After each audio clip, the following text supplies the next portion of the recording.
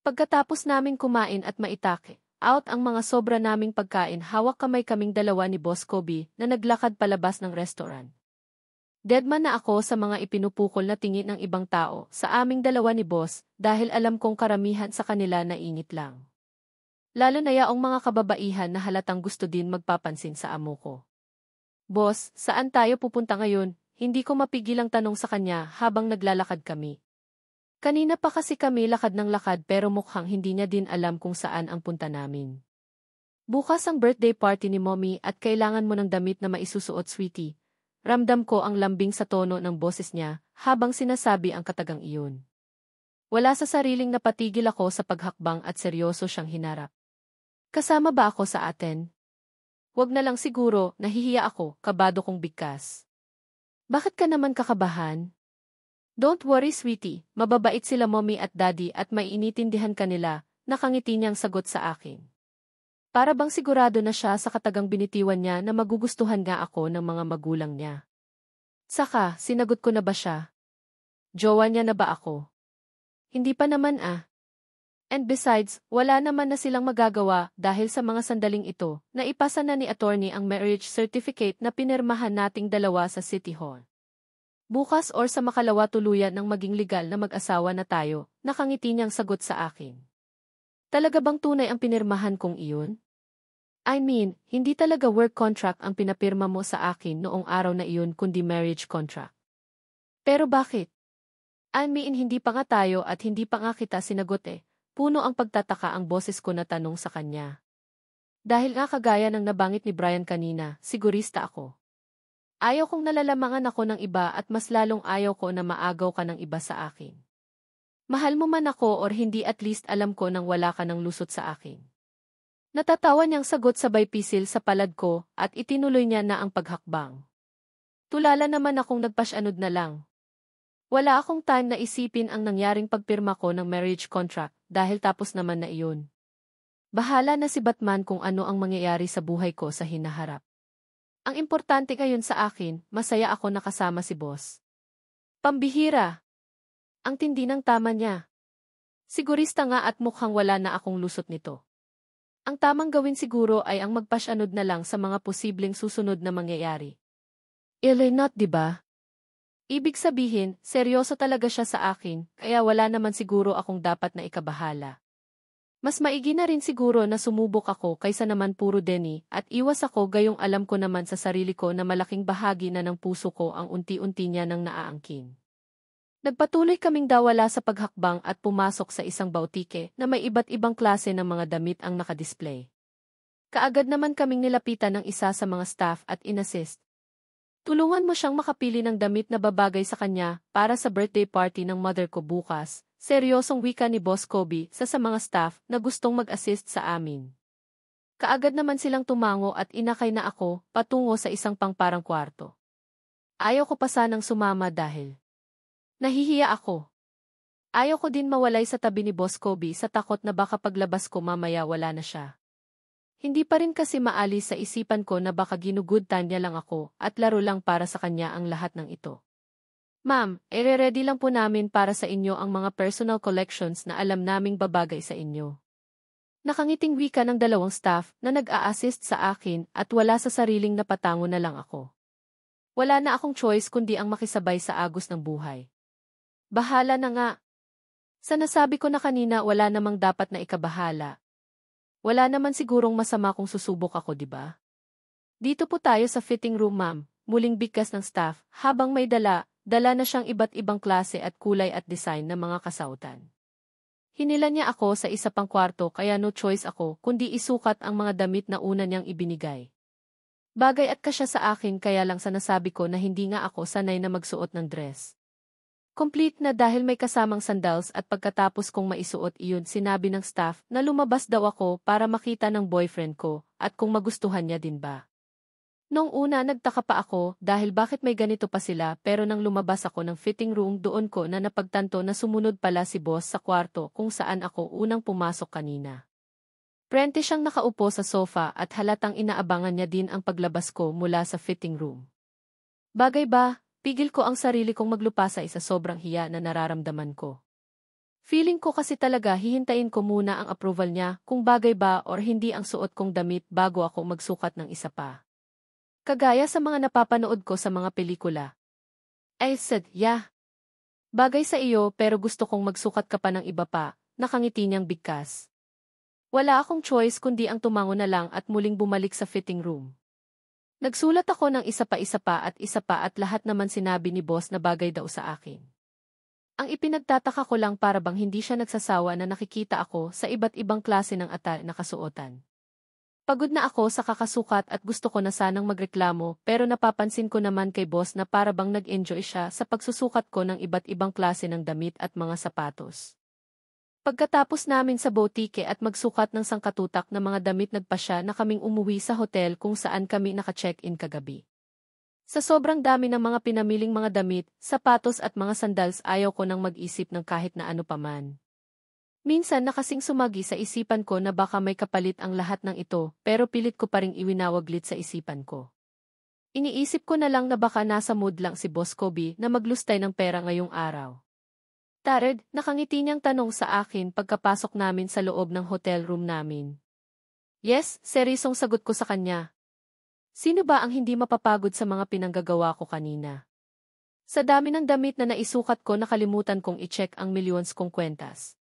Mabuti na lang at hindi ko naiwala. Mukhang wala ka sa mood ah. Sige magpahinga ka na muna, nakangiting sagot sa akin. Halatang nasa mood talaga siya ngayong araw sa hindi malamang dahilan. Hindi na ako umimik pabagkos bitbit ang pamalit na damit naglakad na ako patungo sa banyo. Bahala siya maglilinis lang ako ng aking katawan pagkatapos matutulog na ako. Ramdam ko na din kasi ang pananakit ng aking talampakan. Wish ko lang na sana magiging maayos ang buong gabi namin dito sa hotel. Bukas pa naman ng hapon gaganapin ang birthday party ng mommy niya, kaya may pagkakataon pa ako na mag-isip ng idadahilan para hindi makasama sa party na iyon. Ginawa ko lang ang aking evening routine pagkatapos muli na akong lumabas ng banyo. Nagtaka pa ako nang hindi ko nakita ang presensya ni Boss Kobe dito sa silid. Maaring lumabas siya habang nasa loob ako ng banyo na hindi nagpapaalam. Baka may date? Grabe, hindi man lang siya nagsabi sa akin. Uuwi kaya siya ngayong gabi? Saan kaya ako pipwesto sa pagtulog, mahina kong bigkas habang hindi malaman ang gagawin. Napatitig ako sa kama na para bang nang inganyo na mahiga ako doon pero dali-dali din akong napailing. Hindi pwede. Wala akong lakas ng loob na mahiga doon kaya naman dinampot ko ang isang unan at isang kumot at naglakad ako patungo sa sofa. Doon ako matutulog dahil nakakahiya naman kung tumabi ulit ako sa kanya. Kahit ano pa ang mangyari, amo ko pa rin siya at driver niya lang ako. Hindi mababago iyon kahit na nagpahayag na siya ng pag-ibig sa akin kanina. Iyon nga lang, bago pa ako nakarating ng sofa, bumukas naman ang pintuan ng suite namin at pumasok si Boss Kobe dito sa loob. Hindi nakaligtas sa paningin ko ang pagkunot ng noo niya nang mapansin niya ang bitbit kong unan at kumot. Where are you going? Nagtataka niyang tanong sa akin. Natigilan ako kasabay ng pagguhit ng pilit ng ngiti sa labi. Matutulog, maiksi kong sagot sa kanya at parang wala lang na naglakad patungo sa sofa at inilapag ang hawak kong unan at kumot. Kaya lang nang akma ko nang ilalatag ang kumot sa ibabaw ng sofa naramdaman ko naman ang biglaan niyang pagyapos sa akin. Kaagad namang nanlaki ang mga mata ko sa gulat sa ginawa niyang iyon. Para akong napako sa aking kinatatayuan at hindi malaman kung ano ang gagawin. Isang hindi maipaliwanag na damdamin ang biglang lumukob sa buo kong pagkatao, kasabay ng malakas na pagkabog ng dibdib ko. Hindi ko alam kung ano ang ire-react pero isa lang ang sigurado ako. Para akong napapaso sa sobrang init ng katawan niya. Ano po ang kailangan niyo, boss? Kung ayaw niyo po akong matutulog dito sa sofa, susundin ko po kung ano ang gusto niyo. Sa kama po ako, mahina kong bigkas. Too late. Sabi ko naman sa iyo huwag mong suwayin ang nais ko, misis. Baka hindi ako makapagpigil at malulumpo kita ngayong gabi. Mahina siyang bigkas at sa gulat ko mabilis akong pumihit paharap sa kanya. Kaagad na nagtagpo ang aming mga titig sa isa't isa. Ha? Bakit mo naman ako lulumpuhin?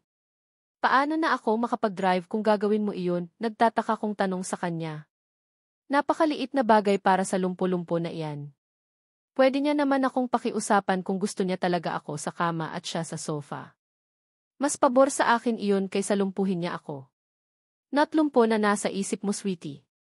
Ibang klaseng lumpo ang gagawin ko kung sakaling hindi ka pa tumigil at galitin ako. May halong pagbabanta sa boses niya habang sinasabi niya ang katagang iyon. Hindi ko naman mapigilan ang mapalunok ng sarili kong laway. May nakikita akong kakaibang kislap na nakaguhit sa kanyang mga mata na mahirap basahin. Basta kakaiba kung tumitig siya sa akin at ramdam ng balat ko ang init mula sa kanyang palad habang hawak niya ako sa aking magkabila ang baiwang. Ano? Anong klaseng lumpo maliban sa naiisip ko ngayon, nagtataka kong tanong sa kanya. Kung may gusto siyang ipahiwatig, sabihin niya na kasi. Huwag iyong binibitin pa ako. Nagmumukha tuloy akong tanga nito eh. Gusto mo ba talagang malaman? Halika sa kama, mahinang anas niya na para bang naghahabol siya sa kanyang paghingal. Tinangal niya nga ang dalawa niyang kamay na nakapulupot sa aking baiwang pero wala namang lusot ang dalawa kong kamay. Hindi niya inaalis ang pagkakatitig niya sa aking mga mata habang hila-hila niya ako patungo sa kama. Para namang nahihipnotismo akong napasunod sa tindi ng curiosity na nararamdaman ko. Shit, parang iba yatang lumpo ang ibig niyang sabihin ah. Para bang may iba siyang gustong ipahiwatig na hindi ko mawari. Pagdating namin sa kama, binitawan niya naman ang dalawa kong kamay at marahan akong itinulak kaya napaupo ako. Hindi ko maiwasang mapanganga nang maramdaman ko ang paghawak niya sa ilalim ng aking baba kasabay ng pagyuko niya at pag-angkin sa labi ko. Kaagad na nanlaki ang mga mata ko sa gulat, lalo na at malaya niyang naipasok ang kanyang dila sa nakanganga ko pang bibig. Shit, ang pusok niya. Parang gusto niya yatang lamunin pati dila ko sa mariin niyang pagsipsipa. Ni hindi niya man lang ako binigyan ng chance na makahinga habang patuloy siya sa angkin sa labi ko. Ni hindi ko na nga namalayan pa na tinutugon ko na pala ang halik niya. Sa pangatlong beses na nagsalo kami sa iisang halik, kabisado ko na din ang bawat galaw ng labi niya. Ilang saglit lang pareho na kaming nag-enjoy sa aming ginagawa. Biglang nawaglit sa isipan ko kung ano ba talaga ako sa buhay ng boss ko. Tuluyan ko nang ang nakalimutan ang pagiging lesbian ko hanggang sa kusa ko nang inangat ang aking dalawang kamay at pinagsalikop iyon sa kanyang bato. Shit! Ang init at gusto ko pa. Excited na ako sa mga posibleng kaganapan na hindi ko pa naranasan sa tanang buhay ko. Ganito pala ang feeling kapag nakikipaghalikan ka sa isang lalaki. Nakakabaliw. Nakakawala sa katinuan at lalong nakakawet. Yes, naramdaman ko na ang pamamasa ng suot kong panty dahil sa walang tigil naming laplapan. Walang gustong paawat. Walang gustong tumigil sa amin at habang tumatagal sumasabay na din ang dalawa niyang palad. Pumailalim na iyon sa suot kong blouse.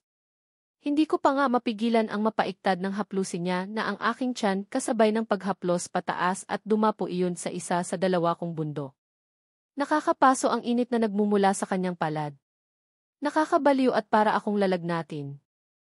Kobe, mahina kong bigkas nang sa wakas pinakawalan niya din ang labi ko.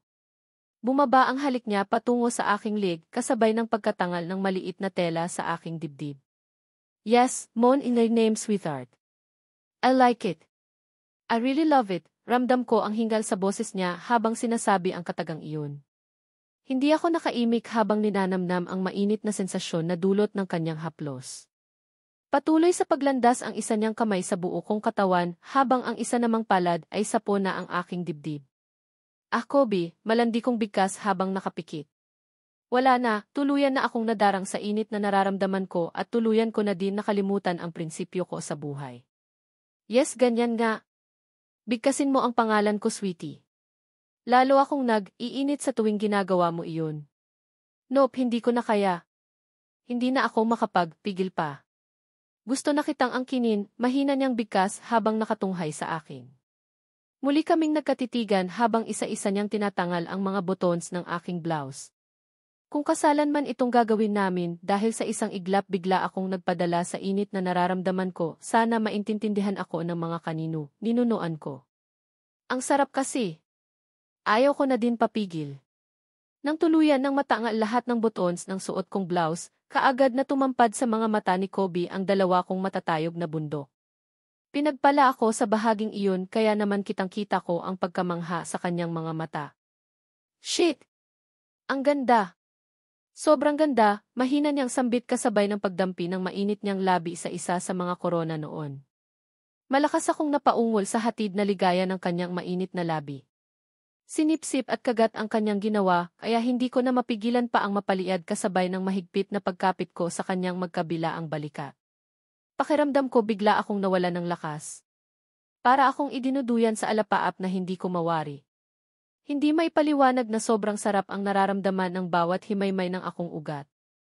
Nico! Shit, nakakabaliw ka. Akin ka lang. Akin lang ang lahat sa iyo. Mahinang bigkas ni Boss Kobe habang palipat-lipat ang bibig niya sa magkabilaan kong pasas na pink. Kapag subo niya ang isa, nilalapirot naman gamit ng isa niyang palad ang isa pa. Hindi tuloy ako magkamayaw sa kakaungol dahil sa ginagawa niyang ito sa akin. Tuluyan na akong nadarang sa init na ipinaparanas niya sa akin at wala akong ibang gusto niyang gawin kundi ituloy niya ang nasimulan niya na. Ah, Kobe, mahina kong bigkas. Pagkatapos niyang pagdiskisyan ang dalawa kong matatayog na bundok, bumaba ang halik niya patungo sa aking tiyan. Pababa ng pababa hanggang sa maramdaman ko nagpaghawak niya sa garter ng aking pajama. Itinulak niya iyon pababa gamit ang dalawa niyang kamay at kusang umangat ang puwet ko para tuluyang mahubad iyon. Ewan ko ba? Mga sumunod na sandali para akong nahihipnotismo sa bawat haplos niya.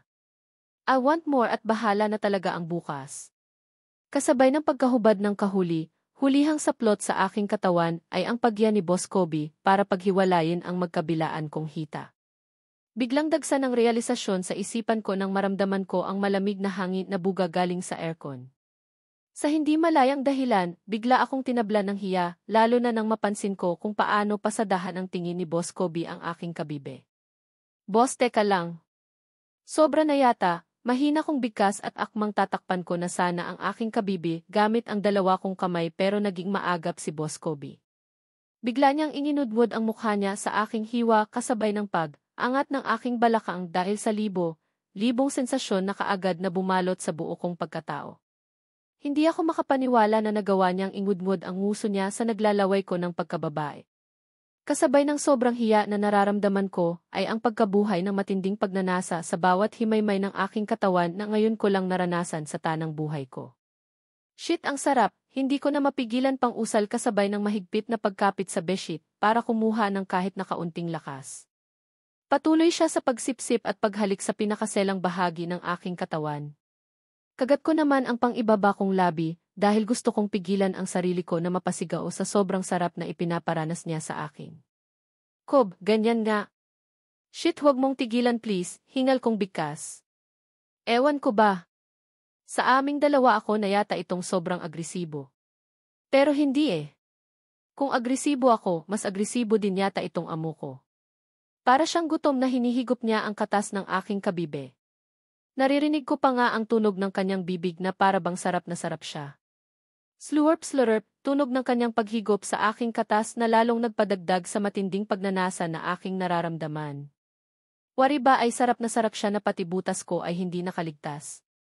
Sinipsip niya iyon na para bang may nakukuha siyang napakasarap na nektar at ayaw niyang tigilan. Sa bagay, pasaway din naman itong kabibi ko. Hindi yata maubos-ubos ang pamamasa habang sarap naman si boss sa paghigop at pagdila. Pakiramdam ko papanawan na ako ng ulirat dahil sa matinding sensasyon na aking nararanansan. Kung ito man ang sex na tinutukoy nila, ayaw ko nang tigilan. Nakakabaliw. Nakaka-aadik at tiyak akong hanapin ko ito. Shit, Nico. Ang sarap mo. Ang sarap-sarap mo talaga. Ipaparanas ko sa iyo ang langit na hindi mo pa naranasan sa tanang buhay mo. Ang sarap mo, ang bango mo, sweetie. Mahinang sambit ni Boss Kobe nang pansamantala niyang iangat ang kanyang mukha para sabihin ang katagang iyon. Katulad kanina, muli niyang tinitigan ang aking pagkababae bago niya muling isinubsob ang kanyang mukha. Muli akong nagpakawala ng malakas na ungol nang gawin niya iyon. Oh, Kobe. Shit, ano ang ginagawa mo? Bakit hindi ko na natuloy pa ang sasabihin ko nang maramdaman ko na pati daliri niya ay nasa pagkababae ko na rin. Pinupuntarya nito ang makipot kong butas kaya hindi ko mapigilan ang mapapitlag. Medyo masakit kasi. Sorry, narinig kong mahina niyang bigkas. Hindi na ako umimik pero ilang saglit lang muli niyang hinagod ang aking hiwa gamit ang kanyang dila. Umikot ang mga mata ko kasabay ng pakiramdam na parabang naihi ako. Hindi ko na mapigilan ang sarili ko na mapahawak sa buhok ni Boss Kobe para sana patigilin siya sa kanyang ginagawa. Ayaw ko siyang ihian. Nakakahiya iyon. Boss, teka lang naihi ako. Time out muna mahina kong bigkas pero parang wala lang sa kanya ang sinabi kong iyon.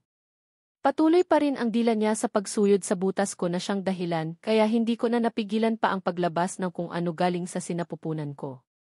Biglang nangihig ang tuhod ko kasabay ng paglabas ng katas mula sa sinapupunan ko ay ang lalong pagiging mas agresibo ni Boss Kobe. Wala siyang sinayang na kahit ni isang patak ng katas. Sinaid niya iyon na parabang nabitin pa nga siya. Gutom ba siya kaya nagawa niya iyon? Pero parang hindi naman dahil ang dami niyang kinain kanina sa resto. Ano man ang dahilan niya sa pagsaid ng katas ko bahala na siya. Wala na akong panahon pa na mag-isip dahil pagod na din naman ako. Para akong lantang gulay na napaayos sa paghiga kasabay ng pag-angat ng mukha ni Boss Kobe mula sa pagkakasubsob sa aking pagkababae. Sa wakas, tinigilan niya din ang perlas ko. Makakahinga na ako nito ng maayos. Tired, narinig kong bigkas ni Boss Kobe habang nakapikit ako. Gusto ko sanang magpahinga muna kahit saglit lang pero parang ayaw niya yata akong pagpahingahin. Bigla kasi siyang dumagan sa akin kaya naman kaagad na napadilat ang mga mata ko nang maramdaman ko ang isang mainit at matigas na bagay na tumutusok sa kabilang bahagi ng aking legs. Ano iyon? Nagtataka kong tanong sa kanya. Napangisi siya sabay hagod ng tingin sa akin. Little brother. Naghahanap siya ng masusuotan na makipot na butas, garalgal ang boses na bigkas niya kasabay ng pagdiin ng katawan niya sa katawan ko. Lalo ko tuloy naramdaman ang matigas niyang sandata na lalong tumusok sa isa sa mga legs ko. Butas? Kaninong butas? Kunot noo kong tanong sa kanya. Alam ko kung ano ang tinutukoy niya dahil hindi naman ako ipinanganak kahapon para magpaka, inosente sa mga ganitong bagay pero hindi naman ako makapag-decide kung papayagan ko ba siya na ipasok ang sandata niya sa butas ko. Sa pagkakadaitin yun sa aking balat ramdam ko kung gaano kalaki at katigas iyon. Baka hindi magkasya sa butas ko at dinig ko pa naman kapag first time daw masakit daw talaga. Kaya lang kaya ko bang bitinin si Boss Kobe? Nakaraos na ako kanina, paano naman siya? Kanino pa ba dapat? Don't worry, gustuhin ko man na ipasok ito sa iyo ngayon, hindi maari.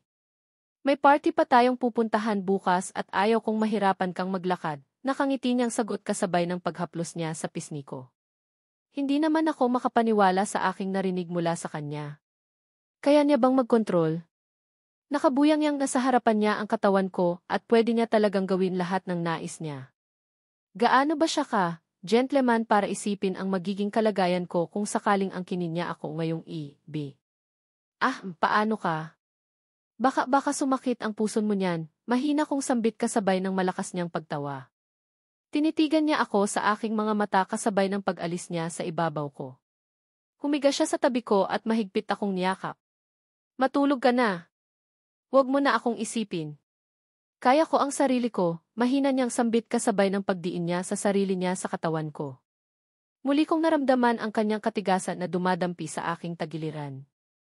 Sobrang init at sobrang tigas niyon kaya tumagilid. Ako paharap sa kanya.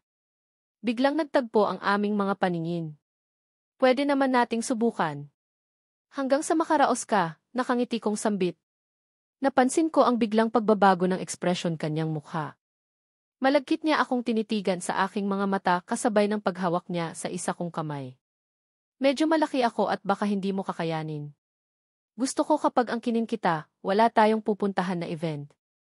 Nasa bahay tayo at walang posibleng maging istorbo, seryosong bigkas niya.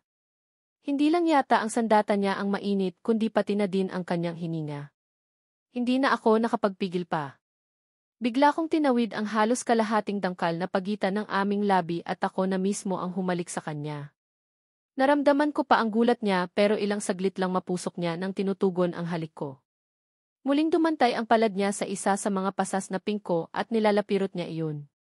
Muli kong naramdaman ang pagkabasa ng aking kabibe kasabay ng pagtaas ng isa kong hita at idinantay iyon kay Boss Kobe. Ang ending dumaiti ang kanyang matigas na ari sa aking kabibe na siyang nagpatigil sa kanya. Seryoso akong tinitigan sa aking mukha sabay iling.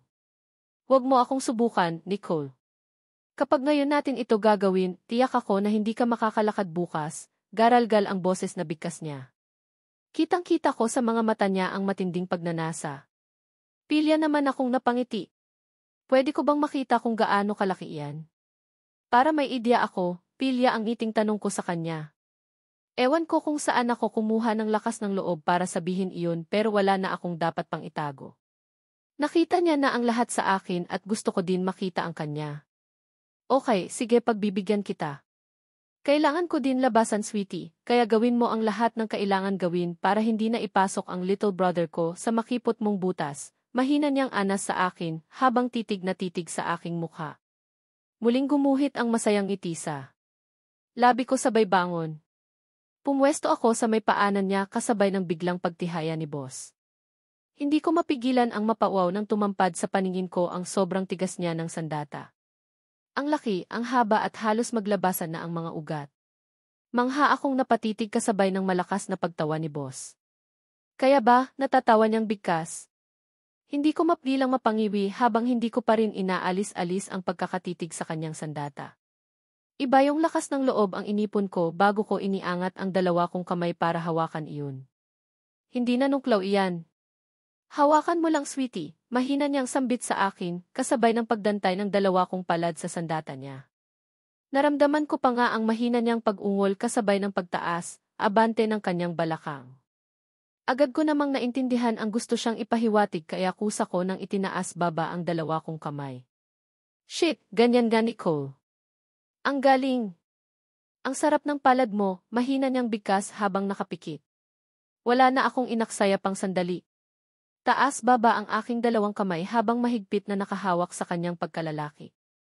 Gusto ko siyang kahit sa ganitong paraan makaraos siya. Hindi daw kasi pwede sa butas ko kaya ito na lang ang maitulong ko sa kanya. Ito lang din naman kasi ang kaya kong gawin.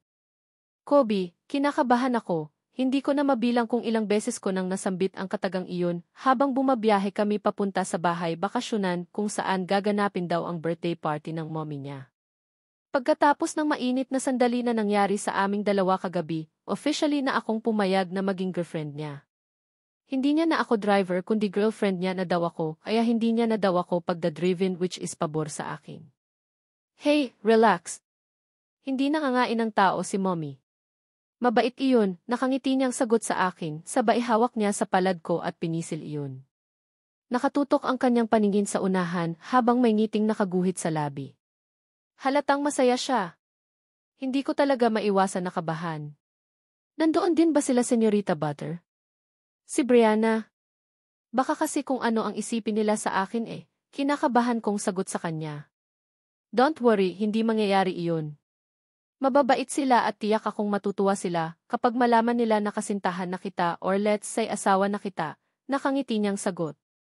Isang pigil na buntong hininga ang pinakawalan ko para kahit papaano mawala ang kaba na nararamdaman ng puso ko. Bahala na nga.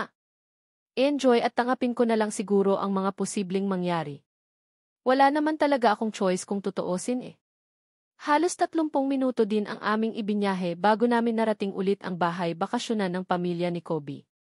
Nag-aagaw na ang liwanag at dilim sa paligid kaya kitang-kita ng dalawang mga mata ko kung gaano kaganda ang mga dekor sa paligid nang makapasok ang sinasakyan naming kotse sa loob ng gate. Nagsusumigaw ang karangyaan. Halatang pinaghandaan ang party na ito base na din sa aking mga nakikita. Parang ayaw ko na tuloy lumabas ng kotse. Pinagbuksan pa nga ako ni Kobe ng pintuan ng kotse at hinawakan ang aking kamay para pababain ako. Wala na akong choice kundi ang magpasyanod na lang. Hawak kamay kaming dalawa na naglakad papasok ng bahay. Mangilan-ilan na sa mga bisita akong napapansin pero mas pinili ni Kobe na pumasok muna sa loob ng villa. Tahimik naman akong nagpasyanod sa bawat paghila niya sa akin kahit na dumadagundong sa kaba ang puso ko. Kobe, iho. Mabuti naman at dumating ka na, natigil kami sa paghakbang nang marinig naming dalawa ang masayang boses na iyon. Kaagad na hinanap ng mga mata ko ang nagsalita at wala sa sariling napakapit ako sa braso ni Kobe. Nakita ko kasi ang mommy niya na naglalakad palapit sa amin. Elegante siyang tingnan sa suot niyang gown at lalong lumutang ang angking niyang kagandahan sa kabila ng kanyang edad. Iba talaga ang mapera, parang hindi tumatanda. Mom, happy birthday, nakangiting bigkas ni Kobe sabay bitaw sa akin at lumapit sa kanyang ina sabay halik sa pisngi. Thank you, iho. So, kumusta? Balita ko nandito ka din daw kahapon nakangiting tanong ng mommy ni Kobe sabay sulyap sa akin. Automatiko na gumuhit ang pilit ng ngiti sa labi ko. Sobrang lakas ng kabog ng dibdib ko. Dapat siguro tigil-tigilan ko na ang kakainom ng kape dahil palagi na lang akong ninerbiyos. Oh, may kasama ka? Who is she, iho? Narinig kong tanong ng mommy ni Kobe habang hindi inaalis ang pagkakatitig sa akin. Wari ba ay sinusuri niya ang buo kong pagkatao, kaya naman lalo pa yatang dumubli ang kaba na nararamdaman ko ngayon. Kaunting-kaunti na lang talaga ay para na akong kakapusin sa paghinga. Oh yeah. Si Nicole, nakita niyo na po siya sa Hacienda Montenegro. Girlfriend ko na po siya ngayon, mom, narinig kong bigkas ni Kobe sa kanyang ina. Napansin ko naman na natigilan ang mommy niya habang hindi pa rin inaalis ang pagkakatitig sa akin. Para bang sinusuri niya ang buo kong pagkatao sa paraan ng pagkakatitig niya sa akin. Titig na hindi ko kayang salubungin kaya napayuko ako. Nahihiya ako dahil kahit saang angulo tingnan alam kong hindi talaga ako bagay sa anak niya. Nicole, iyong babae sa Hacienda Montenegro na nadisgraya mo, seryosong tanong niya sa kanyang anak. Mom, not that disgrasya pero yes. Siya iyon, nakangiting sagot naman ni Kobe sa kanyang ina. Sana all na lang talaga, nakakangiti pa rin siya pero ako, heto halos lumuwa na ang puso ko sa lakas ng pagkabog. Paano si Rian? Break na ba kayo? Seryosong tanong ng mommy ni Kobe sa kanyang anak na nagpaangat sa aking paningin. Kung ganoon, kilala din pala ng mommy niya si Rian, ang girlfriend niya na minsan niyang dinala sa penthouse niya. Yes, bakit ko nga pala nakalimutan ang tungkol doon? May girlfriend pala si Boss Kobe, tapos pumayag din akong maging girlfriend niya. Mom, she's nothing compared to Nicho. Rian is just ang fling, hindi seryoso ang relasyon naming dalawa. Kaagad na sagot ni Kobe sa kanyang ina sabay lapit sa akin. Hinapit niya ako gamit ng matigas niyang braso sa aking baiwang at iginya ako na lumapit sa kanyang ina. Wala akong choice kundi ang magpasyanod na lang. Iyan din ang sinabi mo sa akin noong bago pa lang kayo ni Rian. Hay naku, ewan ko sa iyo, Kobe. Sana lang talaga last na si Nicole. Tigilan mo na ang kakalaro sa damdamin ng mga babae. Maawa ka naman sa kanila, bigkas ng mommy niya at mabilis na kaming tinalikuran. Hindi naman ako makapaniwalang nasundan na lang siya ng tingin. Mukhang hindi yata ako welcome na maging girlfriend ng anak niya dahil hindi niya man lang ako binati. Sa isping iyon hindi ko mapigilan ang makaramdam ng pagkapahiya, kasabay ng matinding lungkot na sumigid sa buo kong pagkatao. Pagpasensyahan mo na si mommy, ha? Masyado lang siguro siyang abala, kaya hindi kanya nabati at na-welcome sa pamilya namin, narinig kong sambit ni Kobe nang tuluyan nang nakaalis ang mommy niya. Pigil ko naman ang sarili ko na maluha. Hindi naman kasi ako ganoon katanga para hindi ko maramdaman na ayaw sa akin ang mommy niya. Aayos lang. Siguro, ayaw niya sa akin, mahina kong sagot sa kanya habang pigil ko ang pagpiyok ng boses ko. Ayaw ko din kasing ipahalata kay Kobe na masyado akong nalulungkot sa ipinapakitang pag-uugali ng ina niya sa akin. Hayaan mo, magugustuhan ka din nila. Ganyan lang talaga si mommy. Medyo masungit at snob pero mabait iyan, nakangiti niyang sagot sa akin, sabay diya sa akin patungo sa living room. Masama ang loob ko at para bang lahat ng nakikita ko sa paligid ay hindi ko na na-appreciate. Super boring na at parang gusto ko nang umalis. Dito ka lang, ha, ikukuha kita ng mainom mo, nakangiti niyang paalam sa akin nang tuluyan na akong nakaupo sa sofa. Ayaw ko sana siyang umalis pero ayaw ko din naman na sa akin lang umikot ang mundo niya ngayong birthday party ng kanyang ina. Isa pa, ikukuha niya daw ako ng maiinom, which is pabor sa akin iyon dahil nakakaramdam na din naman ako ng pagkauhaw. And gusto ko din mapag-isa. Gusto kong magmumuni at isiping mabuti kung tama ba itong desisyon ko na pumayag na maging kasintahan niya. Nang mapag-isa ako, malungkot kong inilibot ang tingin sa paligid. Isang malungkot na ngiti ang gumuhit sa labi ko kasabay ng hindi ko na mapigilan pa ang pagpatak ng luha sa aking mga mata. Imbes na masaya ako ngayon para bang sobrang lungkot ko. Masyadong dinamdam ng puso ko ang pande, deadma sa akin ng mommy ni Kobe. Hindi siya boto sa akin, which is nakakatakot. Baka kasi kay Rian siya boto, kaya ganoon na lang ang reaksyon niya kanina. Hay, pasimple kong pinunasan ang luha sa aking mga mata nang marinig ko ang isang malambing na boses na iyon. Nakakahiya na makita ng iba na drama ako. Hello, pilt ang ngiting sagot ko nang mapansin ko ang isang dalagita na naglalakad palapit sa akin. Sobrang ganda niya na para bang kumikinang ang kanyang balat sa sobrang kapusyan. Bakit ka nag-iisa? Yes, by the way, ako nga pala si Jenny, bunsong anak ng family Sebastian. Nakangiting pakilala niya sa sarili niya sa akin, habang may ngiting nakaguhit sa labi niya. Jenny, kung ganoon kapatid siya ni Kobe. Ang ganda niya at mukha naman siyang mabait, kaya naman pilit din akong nagpakawala ng ngiti sa labi. Nicole, ako nga pala si Nicole, kasama ako ng kuya Kobe mo na. Dumating kanina dito sa villa niyo, nakangiti kong pakilala sa kanya. Napansin kong natigilan siya habang titig na titig sa akin. Ang ganda mo naman kasi pala talaga ate Nicole. Kaya pala gustong-gusto ka ni kuya maya-maya nakangiti niyang sagot sa akin. Ha, paano mo nalaman na gusto ako ng kuya mo? Nagtataka kong tanong sa kanya. Narinig ko kanina. Ipinakilala kanya kay mommy na girlfriend kanya, kaya naman alam kong gusto ka ni kuya. Kagaya ng pagkagusto niya kay Ate Rian noon, nakangiti niyang sagot sa akin. Ipinakilala din ng kuya ko mo si Rian sa mga magulang niyo, wala sa sariling tanong ko sa kanya. Gusto kong makumpirma ang lahat lalo na at umpisa ng maghimagsik ang kalooban ko. Ano ba talaga ang plano ni Kobe? Girlfriend niya na ako pero girlfriend niya pa din pala si Rian. Ano ba itong napasukan ko kakaumpisa pa lang ng relasyon namin, kung ano-anon mga revelasyon ang mga nalalaman ko.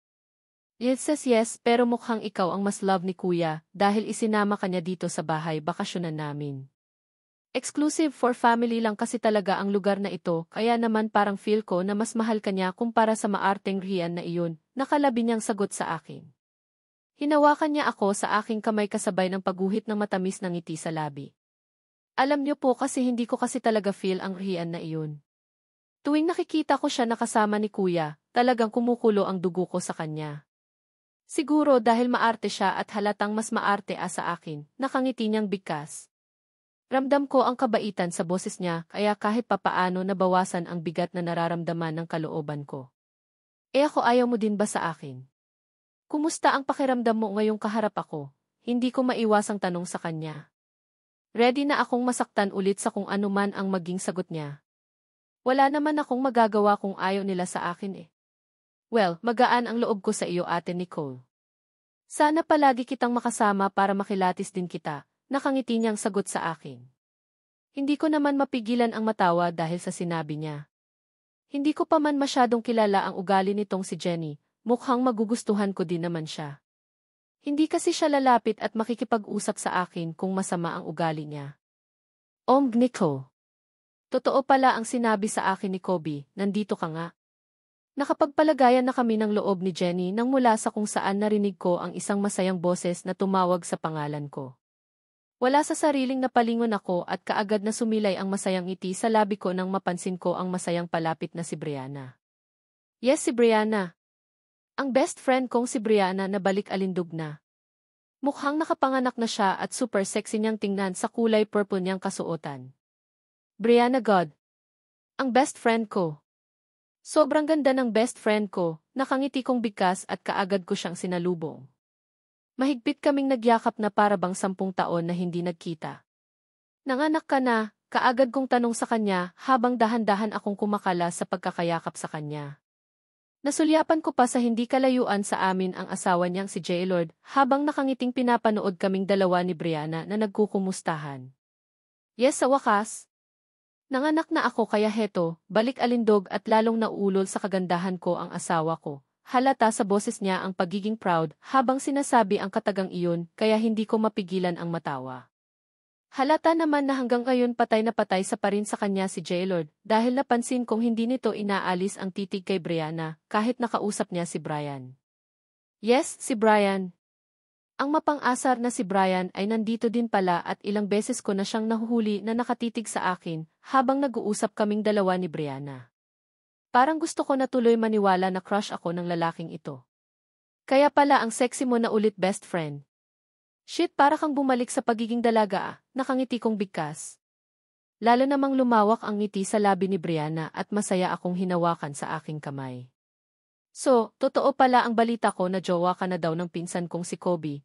Seryosong tanong niya sa akin habang nakataas ang kanyang kilay. Hindi ko naman mapigilan ang makaramdam ng hiya dahil sa tahasang pagtanong ni Brianna tungkol doon. Hindi ko kasi alam kung boto din ba siya sa pagkakaroon ko ng relasyon sa pinsan niya.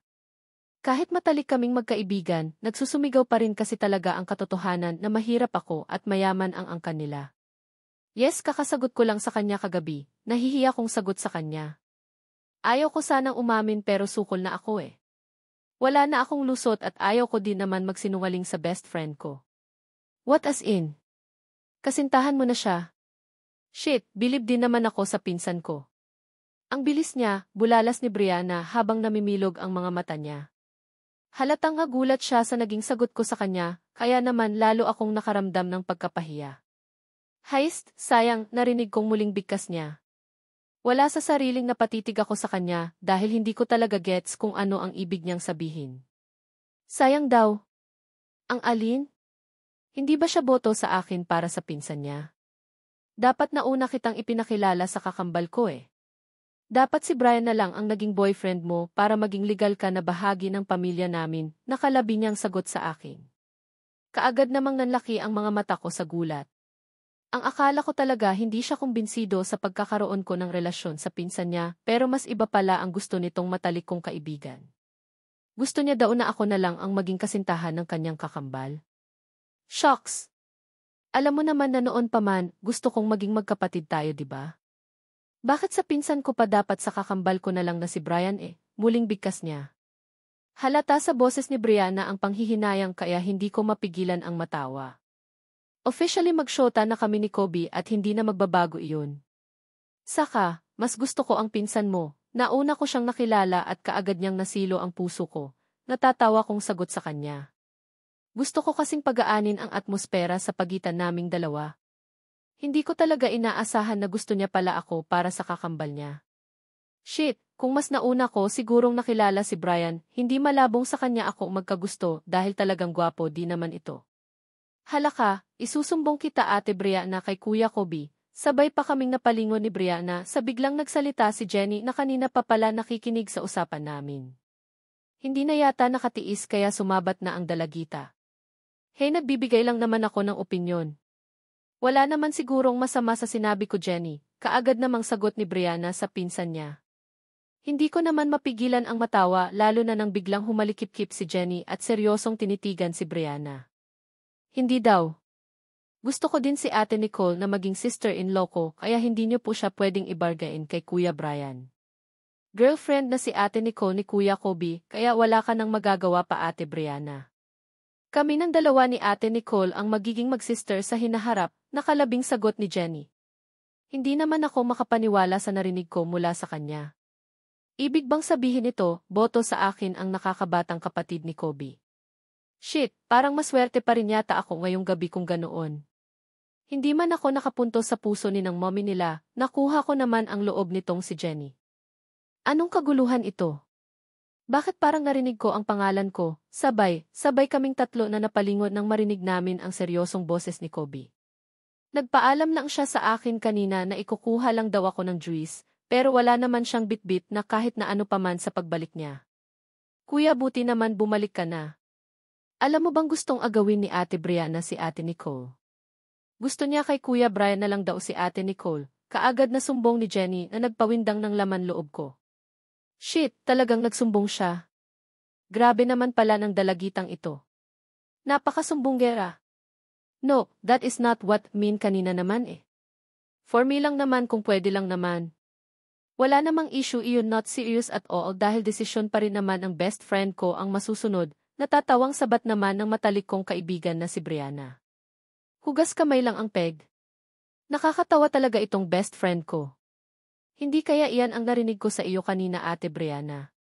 Iba iyong sinabi mo eh, sabi mo pa nga mas gusto mong si Kuya Brian na lang ang maging jowa ni Ate Nicole, nakalabing sagot ni Jenny.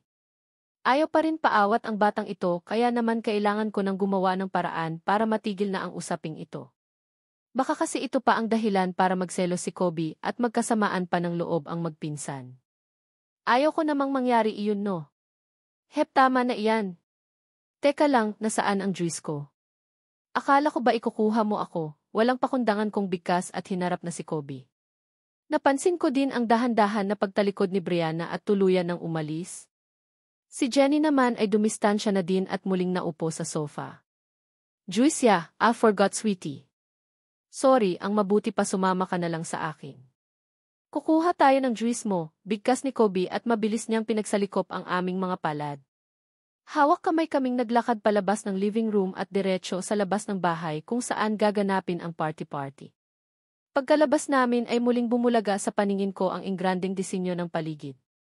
Nakaredy na ang lahat at mukhang mag-umpisa na ang party. Dumiretso kami sa cocktail area at kaagad akong ikinuha ni Kobe ng juice na mainom. May mga napapansin din akong alak na nakalagay na sa mga kopita at parang gusto ko tuloy palitan itong hawak kong juice ng inumin na iyon. Para kasing bigla akong kinain ng curiosity habang inisiip kung ano kaya ang lasa ng alak ng mga mayayaman. Kuya, hanap ka ni Mommy. Kasalukuyan akong sumisimsim ng juice sa aking baso nang marinig ko ang boses ni Jenny. Nakangiti siya sa akin at kaagad din akong hinawakan sa isa ko pang kamay. Ganoon ba? Let's go, narinig kong bigkas ni Kobe sabay hila sa akin. Biglang sigid ng kaba ang puso ko sa isiping muli kong makakaharap ang mommy niya. Mukhang hindi pa naman boto sa akin si Madam Francine kaya bahala na. Ikaw lang ang pinapatawag, Kobe.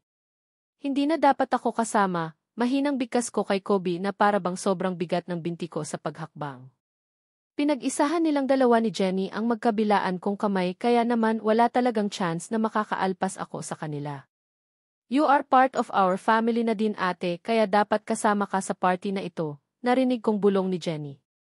Mukhang nabihag ko talaga ang puso niya dahil halata talaga na boto siya sa akin para sa kuya niya. Hey, nasaan nga pala si Senyorita Butter? Tama, si Senyorita wala siya sa kasiyahan na ito. Mukhang siya lang ang absent dahil sa isa pang table muli kong nakita ang presensya ni Brianna katabi si Jaylord at ang iba pang miyembro ng pamilya.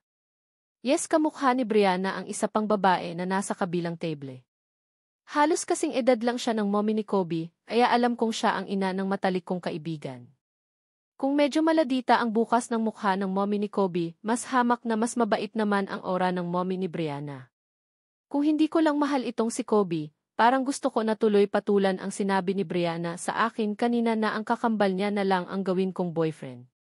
Sigurado pa ako na magiging boto silang lahat sa akin. Yes, Mom. Pinapatawag niyo daw po ako, narinig kong wika ni Kobe, kaya muli akong bumalik sa huwesyo. Nakalapit na kami kung saan nakaupo ang mommy at daddy niya. Maupo na kayo dyan. Mag-umpisa na ang party, seryoso ang boses na bigkas ng mommy ni Kobe na si Madam Francine. Hindi ko alam kung kasama ba ako sa pinapupo niya dito sa table na ito, pero nang ipinag-ila na ako ni Kobe ng upuan, wala na akong choice kundi ang tahimik na naupo na din. Iniiwasan ko na lang na mapatingin kay Madam Francine para hindi ako kabahan. Mukha talaga siyang istrikta sa mata lang ang daddy naman ni Kobe ay mukhang mabait. Nakita ko kasi kung paano siya tumango at mumiti kanina eh.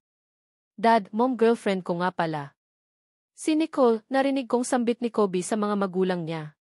Ano ba iyan, kung saan nakaupo na ako at saka naman ako ipinakilala sa mommy at daddy niya. Tatayo ba ako ulit para magmano sa kanila? Hindi ba nakakahiya iyon? Uso ba sa mga mayayaman ang magmano? Saka bakit niya ako ipinakilala ulit gayong tapos niya nang gawin iyon kanina? Mano po, muli akong tumayo at una kong nilapitan ang daddy ni Kobe para magmano. Maganda na iyong magpakita ako ng magandang asal sa kanila. Wala naman sigurong masama kung magmano ako, di ba? Iyon ang nakasanayan ko kaya ako sa ganitong bagay. Bahala na kung ano ang isipin nila sa akin. Malugod namang tinanggap ng ama ni Kobe ang aking kamay at kaagad na akong nagmano.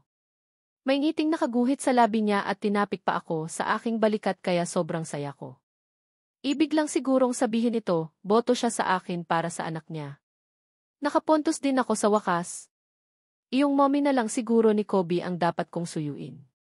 Mano po madam, mahina kong sambit ng si Madam Francine na ang nilapitan ko. Napansin kong seryoso siyang tumitig sa akin sabay tayo. Not mano. I want beso-beso, bigkas niya kasabay ng paglapit ng mukha niya sa pisngi ko. Nagdikit ang aming mga pisngi kasabay ng panandali ang pagtapik niya sa likuran ko. Hindi naman ako makapaniwala sa kanyang ginawa. Ni hindi ko nga namalaya na tapos na pala ang beso-beso dahil tulala ako. Kung hindi ko pa naramdaman ang paghawak ni Kobe sa kamay ko, baka naging tuod na ako. Alagaan mo iyang girlfriend mo, Kobe. Sana last na siya at magpakasal ka na, narinig ko pang ang bigkas ni Madam Francine habang paupo ako. Sa pagkakataon na ito, nangingibabaw na ang tuwa sa puso ko. Boto na din ba siya sa akin? Mukhang boto na siya sa akin dahil gusto niyang ako na daw ang magiging last na girlfriend ng anak niya. Nabangit niya pa nga na ako na lang ang pakasalan eh. Mukhang nagkamali yata ako ng basa sa attitude ni Madam Francine. Maldita lang siyang tingnan pero mabait din naman pala. Lumipas ang ilang saglit, nag-umpisa na din ang program. Lutang ako dahil sa sobrang saya na nararamdaman ng puso ko. Nanonood ako pero hindi ko inintindi ang mga nangyari sa program. Basta, namalayan ko na lang na nagsipagtayuan na kami lahat para kantahan ng birthday song ang celebrant. Thank you everyone sa pagdalo sa aking kaarawan ngayong araw. Hay, nadagdagan na naman ang edad ko. Talagang pinilit lang naming i-celebrate ang birthday ko sa bahay bakasyonan na ito dahil sa pamimilit ng mahal kong asawa. Ayaw ko muna sanang mag-celebrate dahil hindi makakadalo ang isa ko pang anak na si Butter. Masyadong maselan ang last semester ng kanyang pagbubuntis at parang mas gusto ko siyang alagaan. Mabuti na lang talaga at todo support sila Mommy Ashley at Daddy Ryder. Wala din sila ngayong gabi sa party na ito dahil mas excited sila kumpara sa akin na makita ang apo nila sa tuhod. Pinaghalong saya at lungkot ang maririnig sa boses ni Madam Francine habang sinasabi ang katagang iyon. Kung ganoon medyo hindi pala maayos ang kalagayan ni Senyorita Butter. Kaya pala wala siya dito sa kasiyahan dahil masyado palang maselan ang kanyang pagdadalang taon. Kawawa naman pala ang dati kong crush. Yes, dating crush na lang dahil tuluyan ng naangkin ng kakambal niyang si Kobe ang puso ko. Pagkatapos ng maiksing program, oras na para kumain. Halatang piling mga bisita lang ang nandito at nag-uumpisa na silang kumuha ng makakain sa buffet table. Tahimik lang akong nanonood sa mga kaganapan sa paligid hanggang sa naramdaman ko ang pagtayo ni Kobe mula sa pagkakaupo sa tabi ko. Dito ka lang, sweetie. Ako na ang bahalang kumuha ng makakain natin, narinig kong bigkas niya. Parang ayaw ko. Gusto kong sumama sa kanya lalo na at mag-isa lang akong maiiwan dito sa table namin. Tumayo na din kasi ang mommy at daddy niya at nakihalubilo sa mga bisita. Si Jenny naman ay nasa buffet area na din at kumukuha na din ng makakain. Okay, kung kailangan mo ng tulong, sabihin mo lang sa akin ha. Dito lang ako, taliwas sa tumatakbo ng isipan ko ang naging tugon ko. Iti lang ang naging tugon niya sa akin at mabilisan akong hinalikan sa aking pisngi bago siya umalis. Naiwan naman akong hindi mawala-wala ang ngiti sa labi. Iyon nga lang, pagkaalis pa lang ni Kobe napansin ko naman ang presensya ni Brian na naglalakad palapit sa akin. Todong ngiti at naupo sa katapat ng upuan. Ay! Sa wakas nagkaroon din ng chance na makausap ka. Nicole Wright, nakangiting kaagad na wika ni Brian sabay lahad ng kanyang kamay. Hindi ko alam kung ano ang drama niya pero tinanggap ko na lang ang pakikipagkamay niya. Ayaw ko naman magmukhang bastos sa harapan niya lalo na at pinsang buo siya ng kasintahan kong si Kobe. Brian, kumusta? Grabe, ngayon ko lang lubos na na-realize na magkahawig pala talaga kayo ni Brianna. Hindi ko mapigilang bigkas. Kaagad namang gumuhit ang ngiti sa labi niya, kaya hindi ko mapigilan ang mapatitig sa kanya. Ang gwapo din talaga ng lalaking ito. Walang itulak kabigin sa kanya kung hitsura ang pag-uusapan. Kambal kaya magkamukha kami. Yesa the way, kaya ako lumapit dahil gusto kitang i-congratulate. Sa wakas, may bumihag na din sa puso ng pinsan ko at mababawasan na din ang mga babaero sa lipunan. Halata ang pagbibiro sa boses niya habang sinasabi ang katagang iyon kaya hindi ko na napigilan ang matawa.